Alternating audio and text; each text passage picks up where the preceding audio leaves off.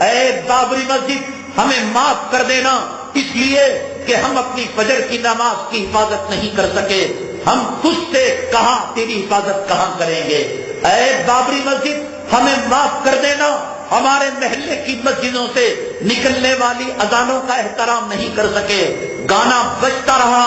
Cinema چلتا رہا، match ہوتی رہی، ناچ گانا ہوتا رہا۔ بابری مسجد ہم تجھ سے اذان کے امیدوار کب بنیں گے؟ ہم اپنی مسجدوں کی اذان کی حفاظت نہ کر سکے، اپنی مسجدوں کی مصلی کی حفاظت نہ کر سکے، ممبر کی حفاظت نہ کر سکے، محراب کی حفاظت نہ کر سکے، ہم نے اپنی مسجدوں کو اپنے ہاتھوں سے ڈھایا،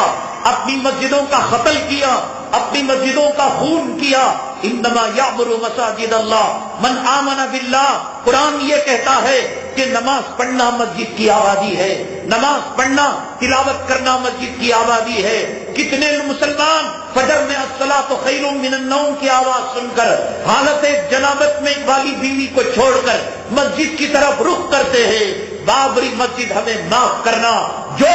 اب مسلمان اپنے محلے کی فجر کی 2 رکعت سے صبح کو مسجد کو آباد نہ کر سکا، وہ ایودھیا کی طرف آئے گا، وہ فیض آباد کی طرف آئے گا، وہ ایودھیا کی طرف آئے گا، وہ ممبر و محراب سے نجاست کی چیزوں کو ہٹائے گا، وہ وہاں کے ممبروں سے، وہاں کے میناروں سے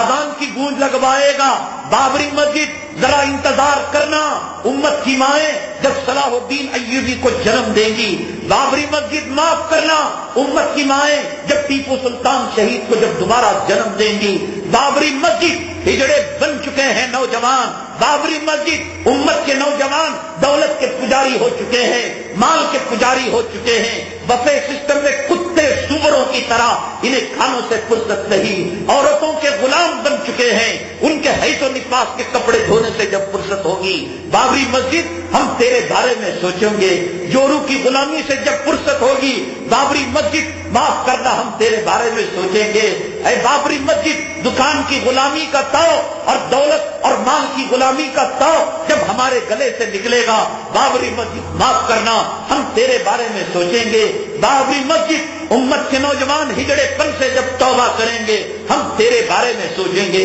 بابری مسجد جب امت کے نوجوانوں میں خالد بن ولید کی شجاعت پیدا ہوگی، ہم تیرے بارے میں سوچیں گے۔ تب تک ہمیں معاف کرنا۔ بابری مسجد ہمیں محمد بن قاسم اور محمود غزنوی کے استاد اوصاف والے نوجوان جب تک ہماری مائیں اپنے کوکھ سے جنم نہیں دے گی، تب تک ہمیں معاف کرنا۔ تو خدا کی عدالت میں کھڑی ہوئی ہے، ہمیں معلوم ہے کہ تو اپنے خون کے آنسو رو رہی ہے، تو ماتم کر رہی ہے۔ ہمارے گھر میں کتا پیشاب کر دے، ہمارے گھر میں سور پاخانہ کر دے، ہمارے گھر میں جانور گندگی کر دے، ہم اپنے گھر کو پاک کرنے کی کوشش کرتے ہیں۔ بابری مسجد پاک کرنا کہ شرک کی نجاست سے تو آلود ہو چکی ہے، کفر کی گندگی سے تو آلود ہو چکی ہے۔ تو خدا سے دعا کرنا ہمارے ہاتھوں میں وہ طاقت دے، ہمارے ہاتھوں میں وہ قوت دے جو خالد بن ولید کی طاقت، جو عمر بن الخطاب کی طاقت، جو حضرت ٹیپو سلطان کی طاقت، حضرت محمود غزنوی کی طاقت، حضرت محمد بن قاسم کی شجاعت کے جذبے ہمارے نوجوانوں کے اندر آ جائے۔ ہمیں کب فرصت ہے دنیا سے، ہمیں کب فرصت ہے زمین کی دلالی سے، ہمیں کب فرصت ہے جورو کے غلاموں سے، ہمیں کب فرصت ہے بابری مسجد تو اللہ کی عدالت میں کھڑے ہو کر، کٹہرے میں کھڑے ہو کر ہم جانتے ہیں ہمارا ایمان ہے، تو رو رہی ہے، تو گڑ گڑا رہی ہے، تو امت کو فریاد کر رہی ہے